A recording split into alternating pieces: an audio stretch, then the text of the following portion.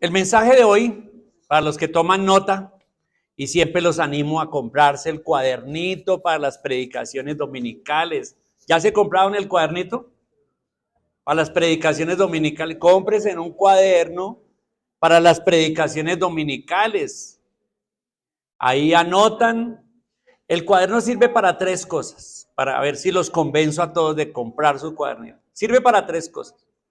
Primera, para concentrarse en el mensaje. Si la mente no se va por allá al paseo de esta tarde, al partido de fútbol, al recibo que no tengo la plata para pagar mañana, bueno, al montones de cosas, no se le va, entonces te ayuda a concentrarse ahí, copiando, y esa es la primera gran ventaja de tomar nota de los mensajes. Segunda, ¿cuánto recuerda usted el mensaje del domingo pasado? Poquito, ¿verdad? Muy poco. Entonces, ¿qué hace usted con esas notas? Durante la semana repasa, medita, vuelve y mira y aprende y profundiza las verdades que se presentaron el domingo acá en el mensaje. Esa es la segunda ventaja. Tercera ventaja, su familiar no pudo venir, le tocó no sé qué cantidad de cosas, un hermano en Cristo, etcétera, puede hacer otra cosa.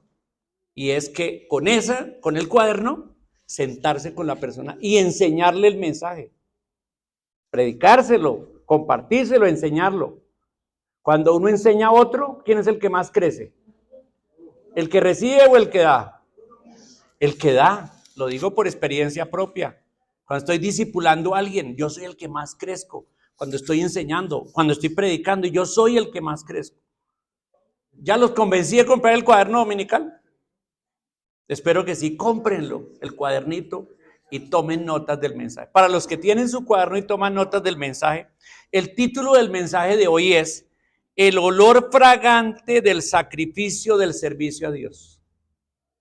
El olor fragante del sacrificio del servicio a Dios.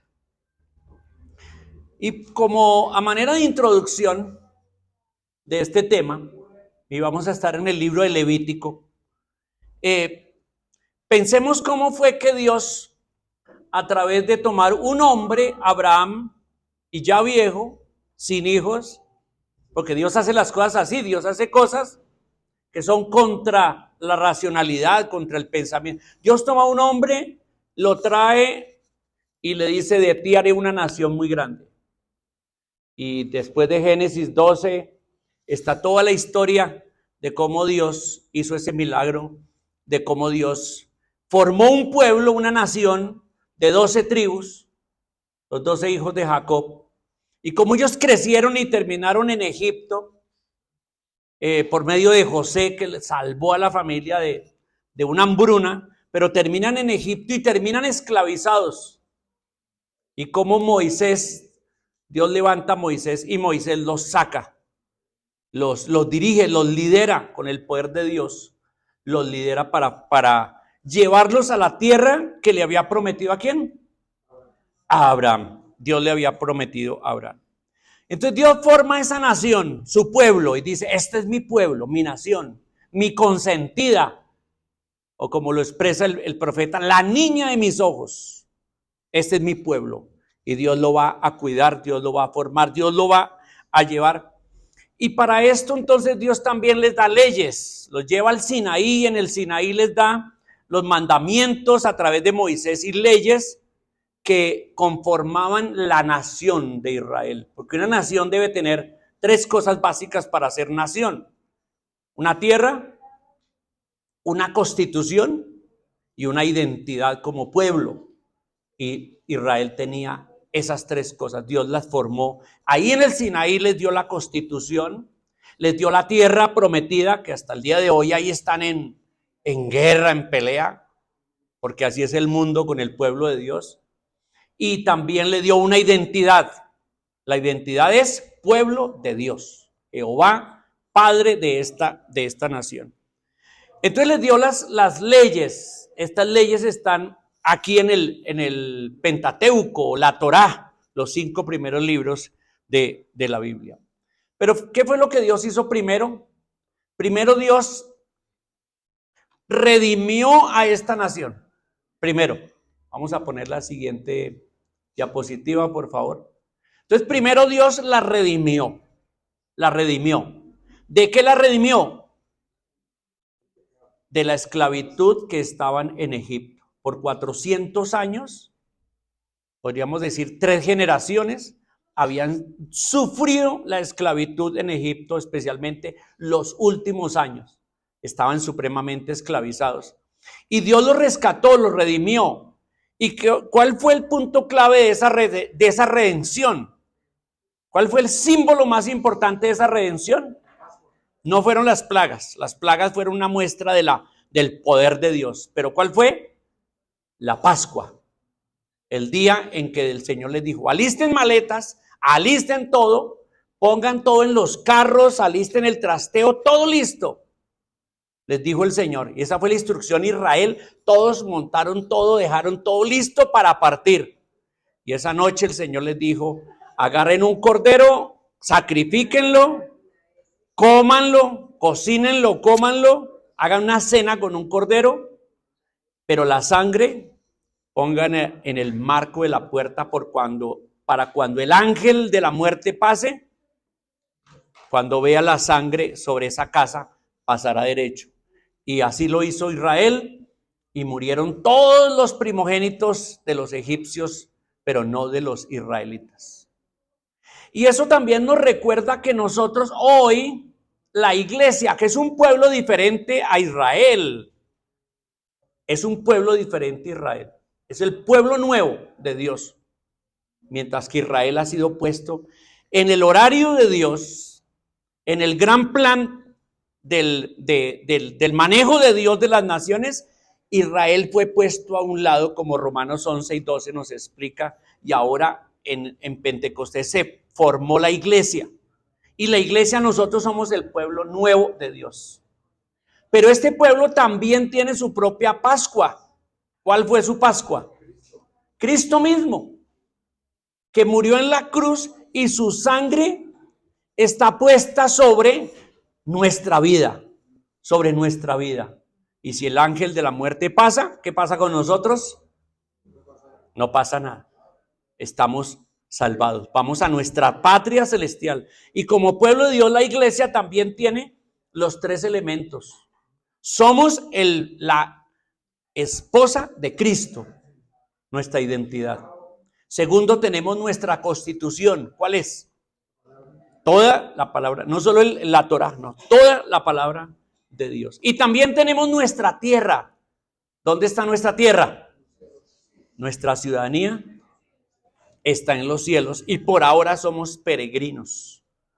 En alguna forma hemos sido redimidos del pecado totalmente, pero en otra forma estamos siendo redimidos hasta llegar a nuestra patria celestial, nuestra tierra, la patria celestial. Y somos en un sentido como Israel, esos 40 años por el desierto, yendo hacia la patria celestial. Nosotros también estamos en este desierto yendo a nuestra patria celestial. Entonces, en primer lugar, Dios los redimió. En segundo lugar, Dios estableció su morada con ellos. Porque parte de la identidad de ese pueblo, en esa época las naciones, todas las naciones, cada una tenía su Dios.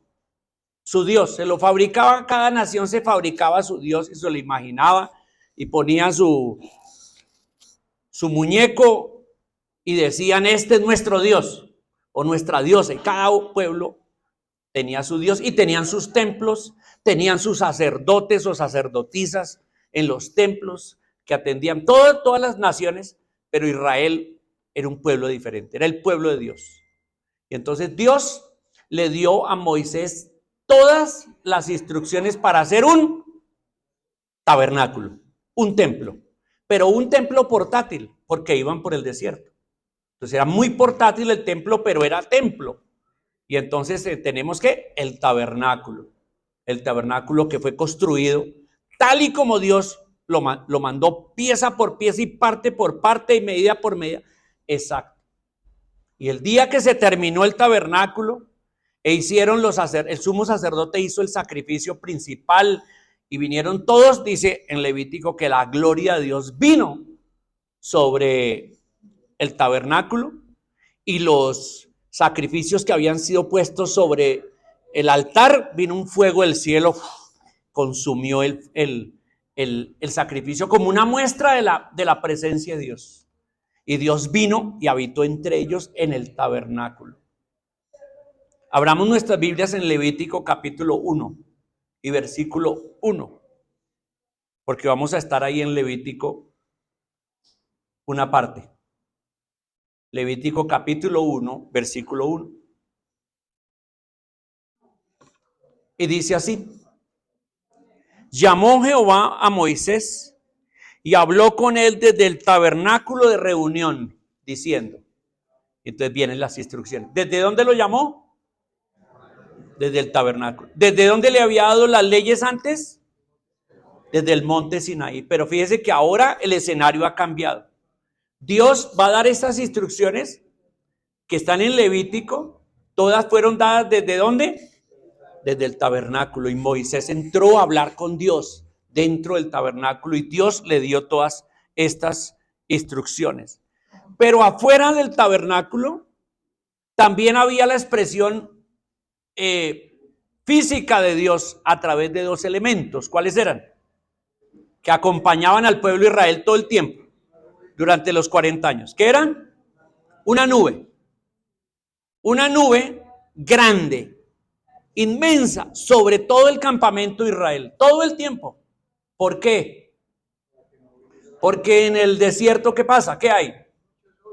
Mucho sol, mucho calor, puede subir 40, 45, 50 grados.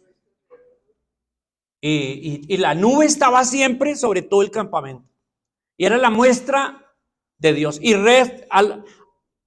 alrededor no había nubes. La nube sobre el campamento. ¿Se pueden imaginar eso? Pero de noche la nube se quitaba. ¿Y qué aparecía de noche? Una columna de fuego. Es como ustedes han ido a esos cafeterías, restaurantes, donde son un poco abiertos en la noche abiertos, ¿sí? Sin vidrios y en eso. ¿Y qué tienen?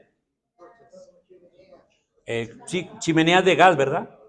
Unos parales así con chimeneas de gas. Y uno ve cómo, o a mí me ha pasado, que hemos ido con mi familia a comer en algún sitio de esos. ¿Y qué hace uno?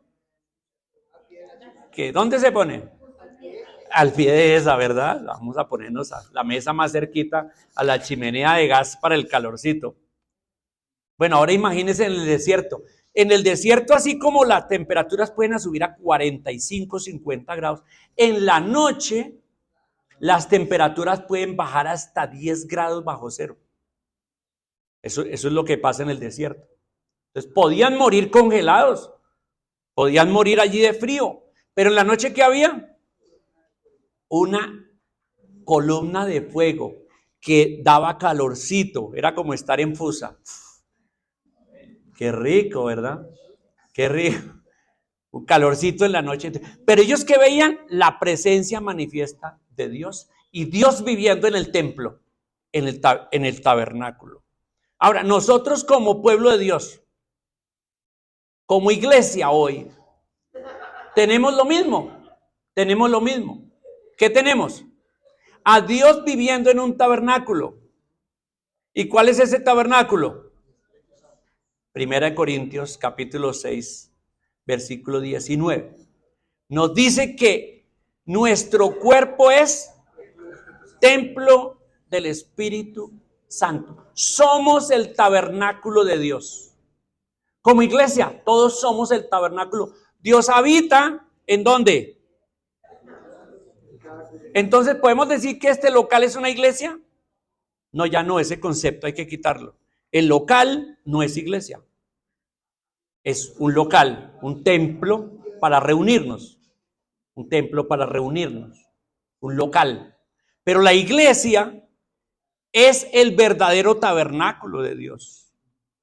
Somos el templo de Dios como iglesia y somos templo cada uno como individuos. Como iglesia, y hoy domingo, primer día de la semana, hay miles de iglesias reuniéndose por todo el mundo. Por todo el mundo. Desde iglesias de 30,000 miembros hasta iglesias de 10 miembros, de 5 miembros. No importa, están en África, están en Europa, están arriba en Canadá, en el frío, están en todas partes del mundo. Hoy, primer día de la semana, domingo, se congregan muchas personas alrededor del mundo. Todas ellas sumadas, ¿somos qué? La iglesia, somos el tabernáculo de Dios. Ya que Dios está habitando en toda la tierra, pero a través de usted y yo. Somos el tabernáculo. Y Dios también se expresa en una nube y en un fuego en nuestras propias vidas. ¿La han visto? ¿Han experimentado el poder de Dios? ¿Y han visto el cuidado de Dios en sus propias vidas? Como si tuviéramos una nube y como si tuviéramos una columna de fuego. Es que yo realmente digo que es tonta la persona que no se da cuenta qué clase de Dios tenemos, que no se da cuenta qué clase de Cristo seguimos y predicamos y entendemos. Para el mundo locura, el mundo se ríe de nosotros, se burla de nosotros, porque como enseñó en la meditación Luis David, están entenebrecidos. Ojalá no haya aquí alguien que en su corazón siga pensando, esto es locura, esto no es difícil de creer, porque solo alguien que tiene a Cristo en su corazón, solo alguien que ha experimentado el poder y el amor de Dios en su propia vida puede decir, sí, yo lo sé así. ¿Lo saben ustedes, hermanos? ¿Sí? ¿Amén o no? Amén. ¿Lo saben? Somos el tabernáculo de Dios y Dios habita en medio de nosotros. Su cuerpo es templo del Espíritu Santo. Y así como en el tabernáculo ¿de qué era hecho? De madera, de telas, de cuero. Por dentro sí, oro. Por dentro, oro. Pero afuera, ¿cómo se veía el tabernáculo? Muy lindo. Un templo así muy hermoso como ese que construyeron los mormones acá en la 127. Una cosa así que wow. ¿Así se veía el tabernáculo? No, ¿cómo se veía? Como feíto más bien. Como feíto. De cuero, de una tienda con cuero así. Bueno, ¿por qué? Porque eso ejemplifica muy bien hoy. Cuando nos ven, ¿qué ven? Puro cuero. ¿Ven? ¿Qué ven? Ven tal vez un cuerpo débil, tal vez un cuerpo así. Bueno, somos el tabernáculo de Dios. Es que a Dios le encanta vivir en tabernáculos así. A Dios le encanta vivir en tabernáculos. Podría hablar aquí mucho sobre el tabernáculo, pero ese no es el tema de hoy. Entonces, segundo. Tercero,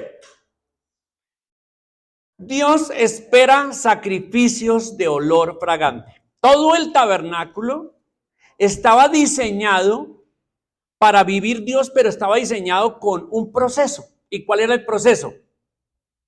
¿Qué era lo primero que se encontraba en el tabernáculo? Lo primero, el altar. El altar. ¿Y para qué es el altar? Sacrificios.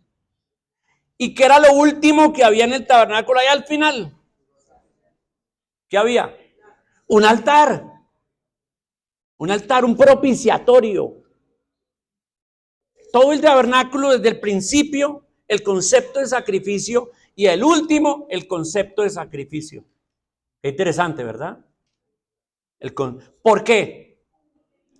Casi en todas las culturas, inclusive culturas muy en la selva, muy apartadas de toda la civilización, hay un concepto, y es que el Dios necesita algo, presentar algo. Ese concepto está metido, arraigado en el fondo del corazón del hombre, como el concepto de alguien, de un Dios. Y todos los sociólogos, antropólogos, están de acuerdo en eso, que hay en el ser interior un sentido de necesidad de un Dios y un sentido de algo que presentarle a ese Dios para que ese Dios me ayude, me bendiga. Claro, el Dios moderno de ahora, de la civilización moderna, es el Dios dinero. Entonces el dinero es el Dios que todo me puede dar, pero tengo que hacer sacrificios para... El concepto es el mismo, sociológicamente hablando es lo mismo. Y ese concepto y ese sentimiento lo ha puesto Dios en nosotros. La necesidad de venir con un sacrificio a Dios. Y el libro de Levítico, bueno, cuando, no sé si la mayoría aquí sabe, no sé si les he contado, que el Señor me rescató a los 12 años. ¿Sí sabían eso? No, ya los tengo cansados de decirles eso. Pero tuve la bendición enorme, y alabo a Dios por eso, de conocer al Señor a los 12 años de edad. A los 14 años me surge una sed muy grande de la Biblia. O sea, yo la quiero leer toda, la quiero entender toda. Y recuerdo mi primera decisión a los 14 años de leer toda la Biblia completa. Voy a leer toda y no me voy a saltar absolutamente nada. Hice esa promesa. Claro, después me di cuenta que la promesa me costó mucho. Sobre todo leer listas de nombres. Yo casi paso por encima, pero no. Yo las leí porque yo había prometido. Me dijo hace poquito alguien, no, llegamos a esa genealogía y las pasamos por encima porque... Pero no, yo me había comprometido a leerla y la leí toda. Entonces, bueno, pero empecé a leer Génesis. Ay, me encantó Génesis. La historia de la creación, los primeros patriarcas, todas esas, la historia de José me encantó. Génesis fue maravilloso y yo decía, la Biblia es bacanísima, o sea, es un libro buenísimo. Entonces sigo con Éxodo. Y la historia de Israel por el desierto, lo que les pasó, yo estaba súper emocionado leyendo por primera vez Éxodo. Y llego a Levítico, ahí no me gustó ese libro, no me gustó. Que el sacrificio, que lleve el cordero, que lo destripe, que le saque las tripas, que le saque el corazón, o sea, no me gustó. Y yo decía, ¿pero qué es esto? Y lo leí y hay una descripción ahí de cómo hacer un sacrificio y sacrificios y sacerdotes y todo eso. La verdad, por primera vez no me gustó ese libro. Después sigue, ¿cuál libro? Números. Y Números retoma la historia de Éxodo y sigue. Y bueno, yo seguí ahí la historia y seguí leyendo toda la Biblia, pero me quedó esa sensación del libro de Levítico.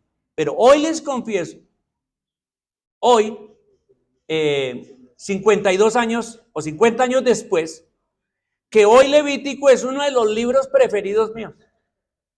Precisamente he estado desde el año pasado estudiando el libro de Levítico. Desde diciembre lo estoy estudiando, leyendo, profundizando, y por eso estoy compartiendo esta enseñanza desde Levítico capítulo 1. ¿Y por qué? Porque Levítico es un libro que nos habla espiritualmente de la persona y la obra de Cristo. Y todo lo que uno ve en Levítico, todo tiene que ver simbólicamente con el sacrificio de Cristo y con la persona de Cristo. Y es maravilloso. Y el libro se vuelve algo maravilloso. Es como si fuera, como explicarle con plastilina lo que es el sacrificio, la obra y la persona de Cristo. En este libro, la parte central son los sacrificios. Los primeros siete capítulos son los sacrificios. Leamos Levítico capítulo 1. Leamos Levítico capítulo 1. Dice así, Levítico capítulo 1.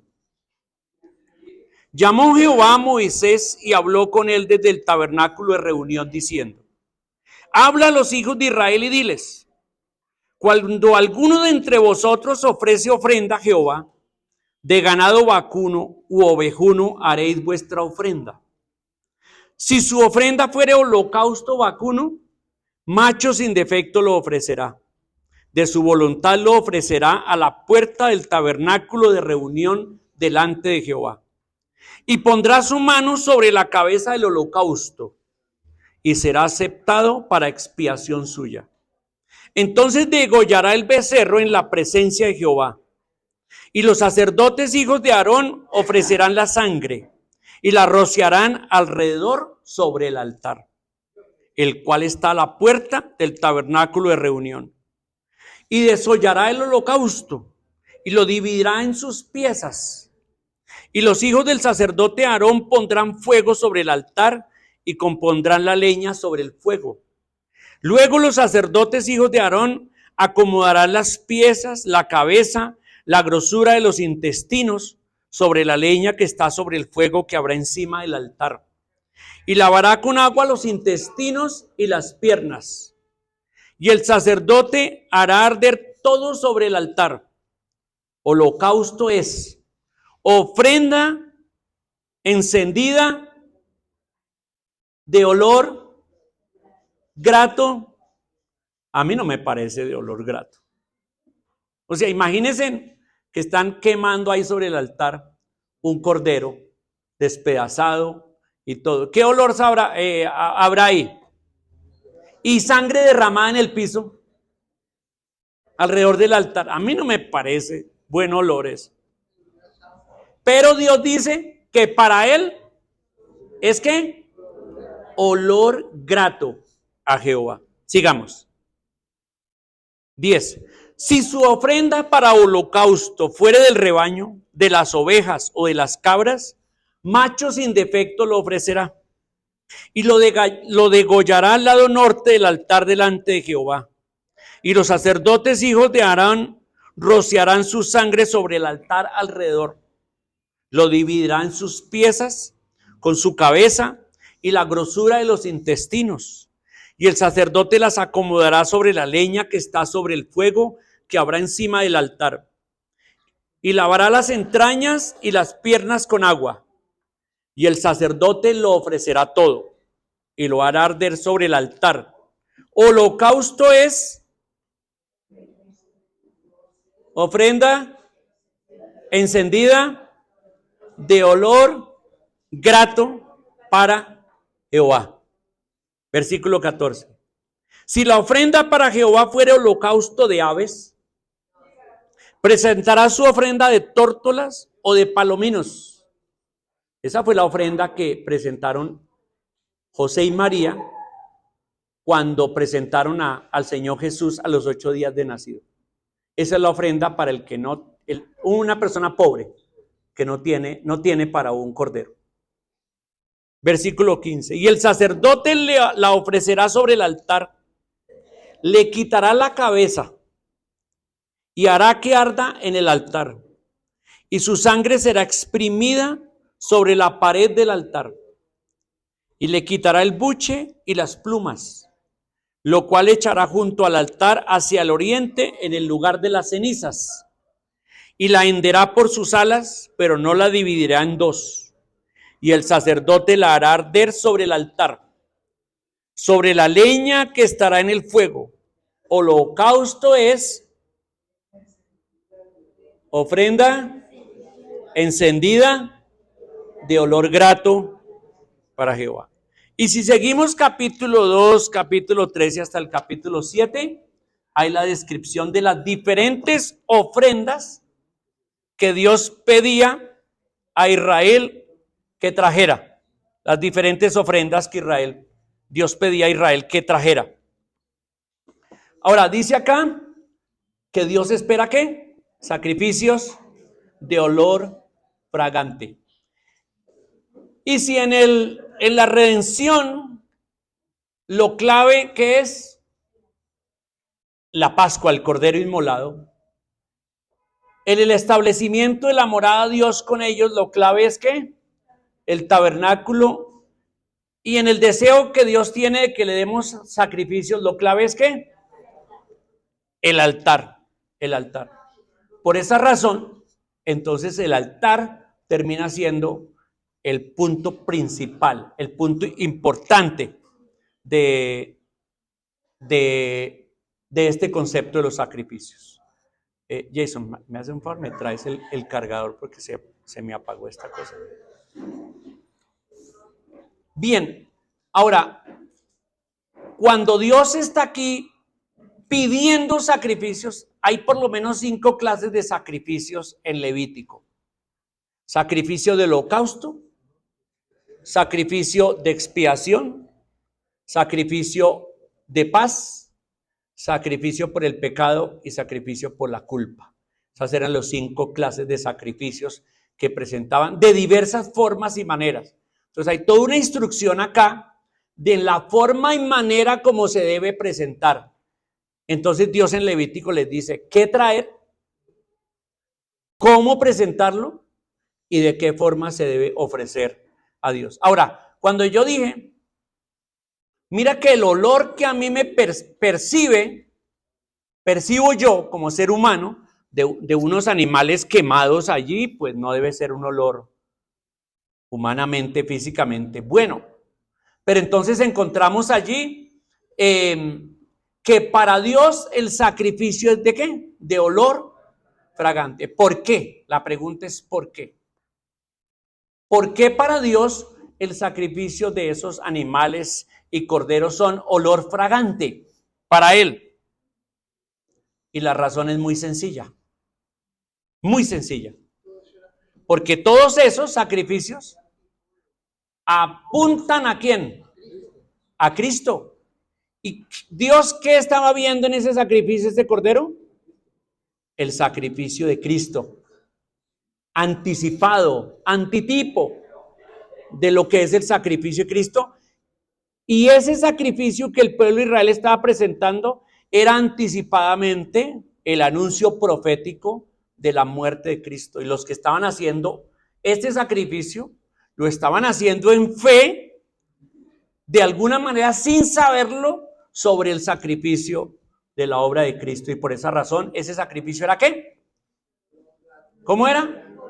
De olor grato a Jehová. Una palabra clave en el libro de Levítico es la palabra santo. Y esa palabra aparece más de 80 veces en el libro. Quiere decir que hay una insistencia en el concepto de la santidad. Y la santidad está ligada a los sacrificios. Y está ligada a todo ese sistema de sacrificios en el pueblo de Israel. Ahora, pasemos nosotros aquí a la aplicación como iglesia. Porque ahora somos el pueblo de Dios, ¿verdad? Y ahora somos ¿qué? El tabernáculo, somos el templo de Dios. El Espíritu Santo, cuando una persona cree en Cristo, si hay aquí alguien que todavía no ha entregado su vida a Cristo, que todavía no ha consagrado su vida a Cristo para amarle y seguirle por siempre, y que no ha recibido el beneficio de la muerte de Cristo, esa persona todavía no es de la iglesia, del cuerpo de Cristo, porque no está sellada, no está lavada.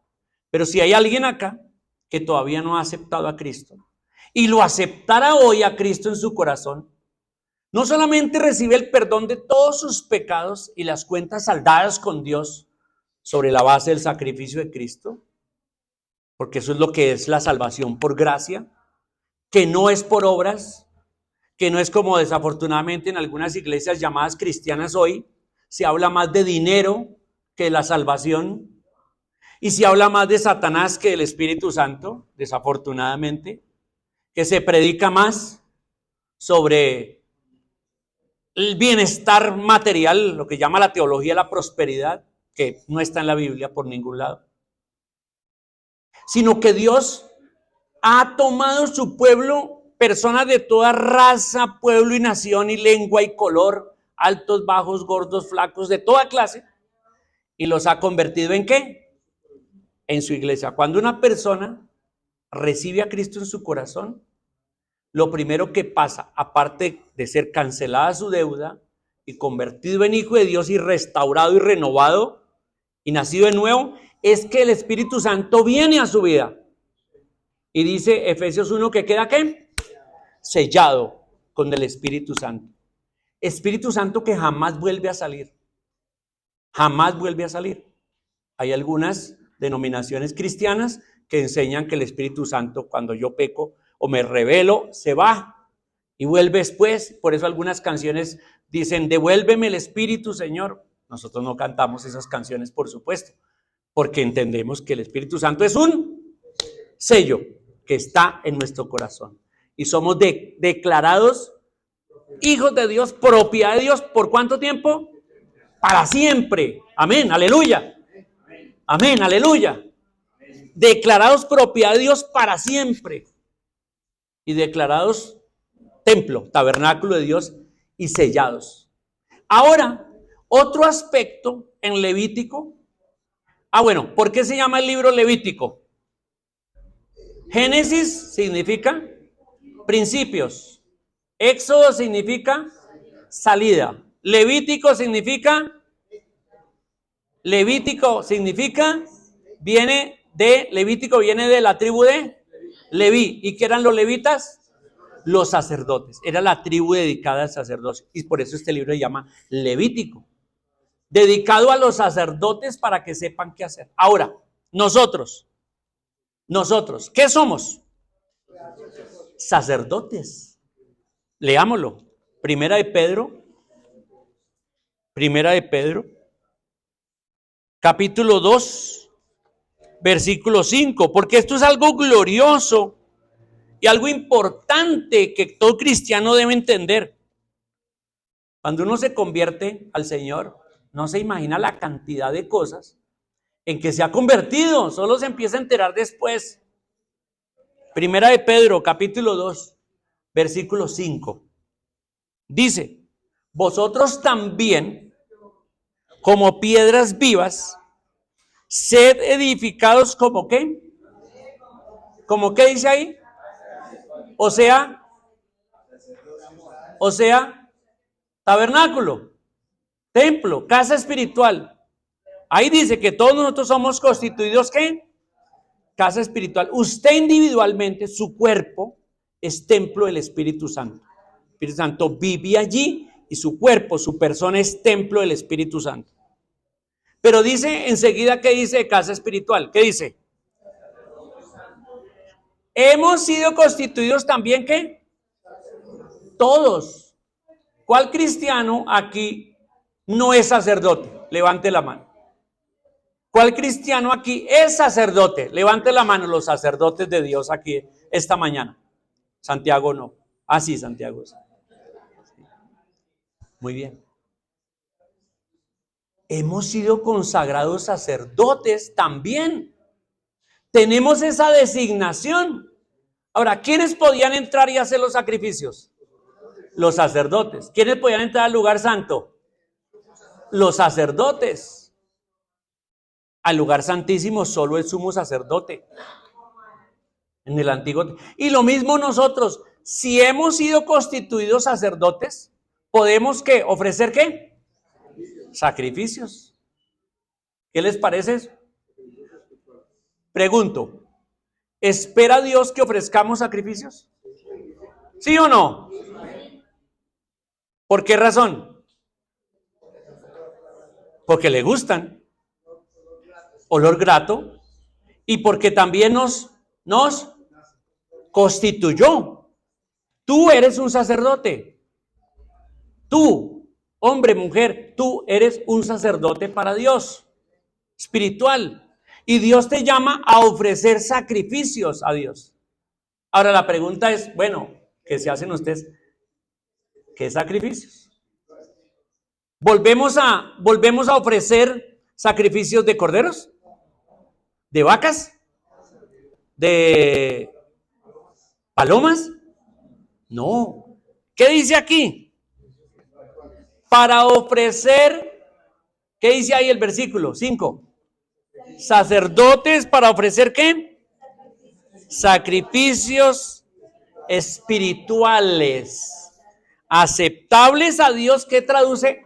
Aceptables a Dios, ¿cómo lo traducimos? En palabras de Levítico. Olor fragante, de olor. Entonces, mis hermanos, todos nosotros como iglesia, que somos el tabernáculo de Dios, hemos sido constituidos sacerdotes y nuestra función como sacerdotes es presentar ¿qué?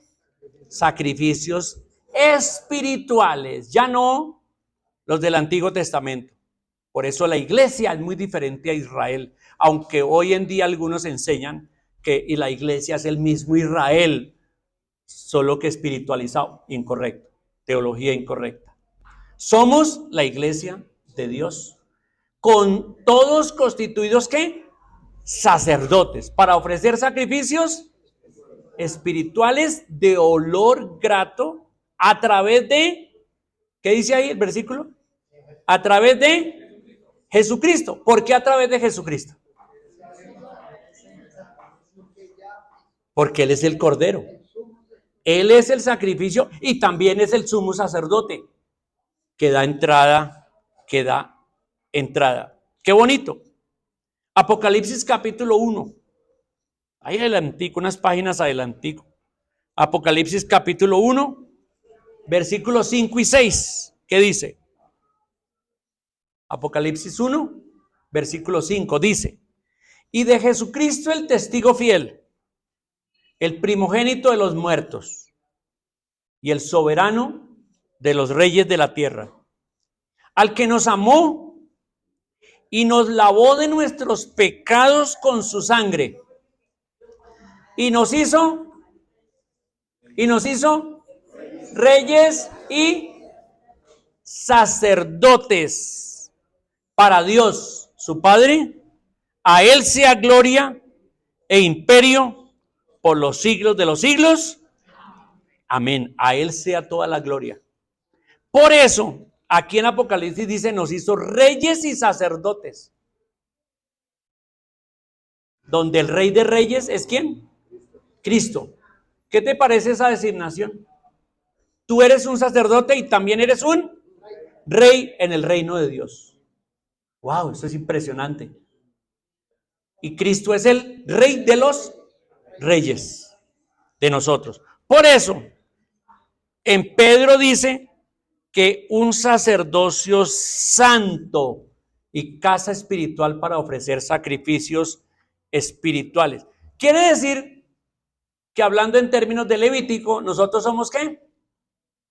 Levitas espirituales.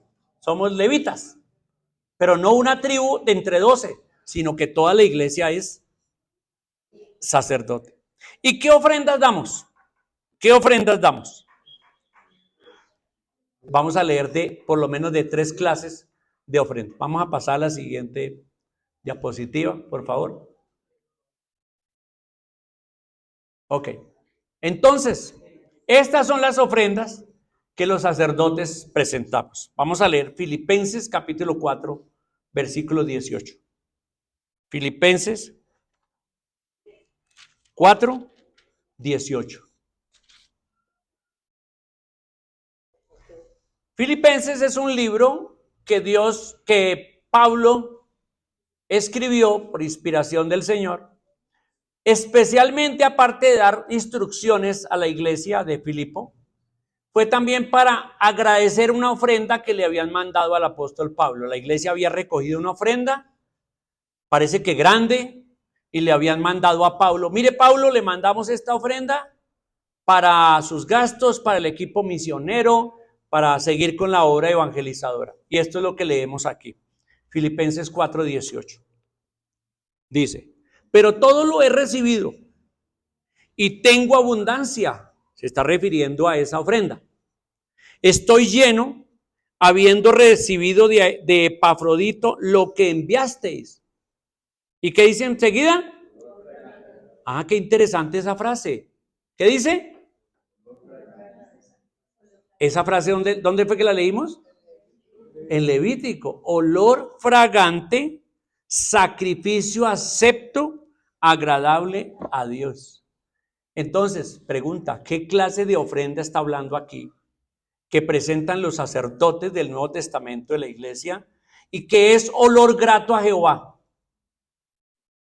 ¿Qué ofrenda? ¿Es esta? Pues las ofrendas en dinero que damos. Las ofrendas, cuando tú esta mañana estabas ofrendando y poniendo en la bolsa el dinero que traías, que se llaman las primicias, y se llaman las primicias porque lo que uno debe hacer es de lo que recibe, la primera cosa que hace es ¿qué? Apartar para Dios. Esto es para Dios. Esto es para Dios, para la obra de Dios. Y eso es lo que... Y Pablo dice que esa ofrenda fue ¿qué? Un sacrificio de olor fragante. Hermanos, esta mañana, cuando recogimos las ofrendas, los hermanos que las hacen a través del medio virtual y dan ofrenda, ¿qué es? ¿Qué es ese acto? ¿Qué es ese acto? ¿Qué es ese acto? ¿Qué estamos haciendo? Estamos actuando como ¿qué? Sacerdotes ofreciendo ¿qué? Un sacrificio que es de olor fragante. Esa es la visión que se debe tener de las ofrendas. Las ofrendas no son siembra aquí 1.000.000 y Dios te va a dar 2. No, eso no es. Las ofrendas no son negocio con Dios. No. Eso es el negocio de los hombres. No. Las ofrendas, la primicia en el libro de Levítico, se instruye a los judíos que cuando van a recoger la cosecha, ¿qué es lo que deben hacer? La primera parte de la cosecha que recogen es ¿para quién? Para llevarla al templo y ofrecerla a Dios. Eso se llama las primicias. Entonces la ofrenda es un acto ¿de qué? De agradecimiento, de reconocimiento, y es un acto de adoración a Dios, como es un sacrificio, es un acto. ¿Y Dios cómo lo recibe? Si yo huelo esos billetes que están acá, no huelen a olor fragante, huelen a plata, ¿verdad? Pero para Dios, ¿cómo son? Tú eres el sacerdote que ofreces tu ofrenda como sacrificio de olor fragante a Dios, donde reconoces la soberanía de Dios y donde agradeces porque Dios te sostiene, y agradeces porque Dios te da, porque Dios no jamás, Él ha prometido, no dejaré que ninguno de mis hijos mendigue el pan. Ningún creyente estará con la mano por la calle pidiendo dinero, no uno que confía en Dios, en su Dios que lo sostiene. Entonces, la ofrenda es un acto, es un sacrificio como sacerdotes que lo hacemos. Segundo, Romanos 12:1.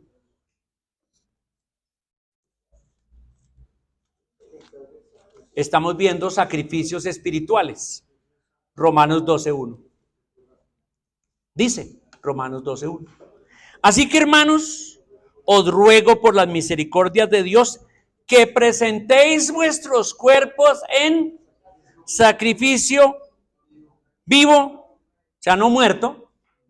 ¿Para qué ya muerto? No, presentémonos vivos. ¿Qué más dice? Santo, que quiere decir apartado, dedicado a Dios. Pero miren la frase que viene.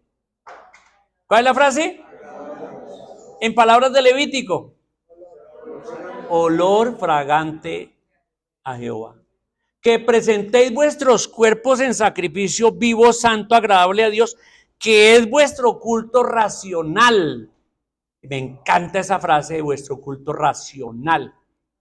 En el griego, la palabra es con toda la mente, con la capacidad mental. O sea, es el sacrificio más inteligente, podríamos decir, el más razonable, el mejor. Entonces, como sacerdotes, ¿cuál es este segundo sacrificio? ¿Qué presentamos? Nuestras propias vidas, nuestros propios cuerpos. Y ahí hablamos más del servicio, de lo que yo con mi cuerpo hago como servicio a Dios.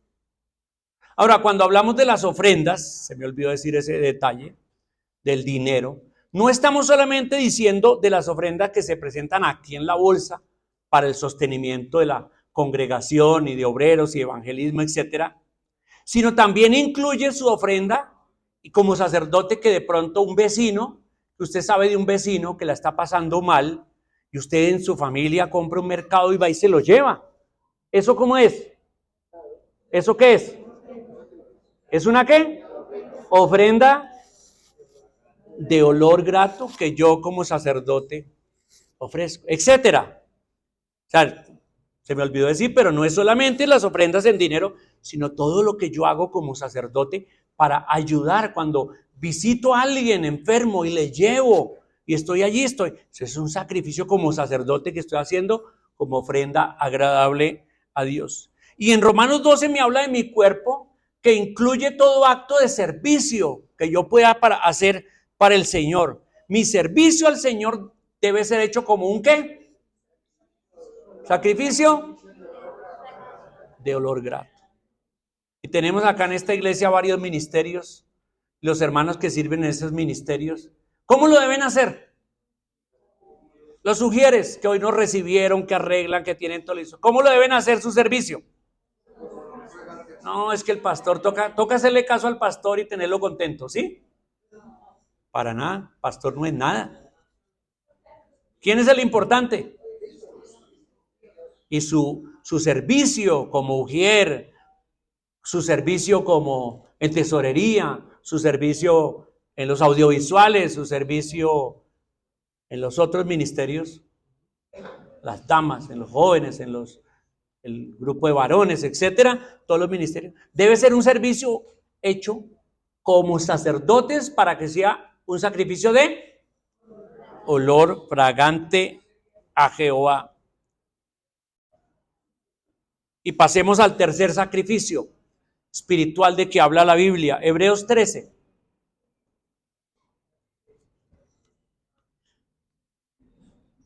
Hebreos capítulo 13, versículo 15. Hebreos 13, 15. Hermoso, mire lo que dice. Así que, bueno, y tengo que decirles que Hebreos es el libro que explica Levítico. En la Biblia, Hebreos es el libro que explica Levítico. Porque Hebreos nos explica que todos esos sacrificios hablaban era de Cristo. Que Cristo es el sumo sacerdote ahora, que nosotros somos los sacerdotes ahora. Todo el libro de Hebreos es la explicación de Levítico. Por eso hay que leer Levítico, estudiarlo y también leer y estudiar Hebreos. Pero mire cómo dice aquí, terminando el último capítulo de Hebreos 13:15. Dice, así que ofrezcamos siempre a Dios por medio de Él. ¿Quién es Él acá? Cristo. Sacrificio de alabanza, es decir, fruto de labios que confiesan su nombre. ¿Qué clase de sacrificio se habla acá? ¿Sacrificio de qué? De alabanza. Ofrendas de alabanza a Dios. ¿Y qué es alabanza? Es ensalzar a alguien. Le doy alabanza a este empleado por ser buen empleado, entonces lo nombro empleado del mes y tiene derecho a no sé qué y tiene derecho a así sé cuándo y su foto se publica.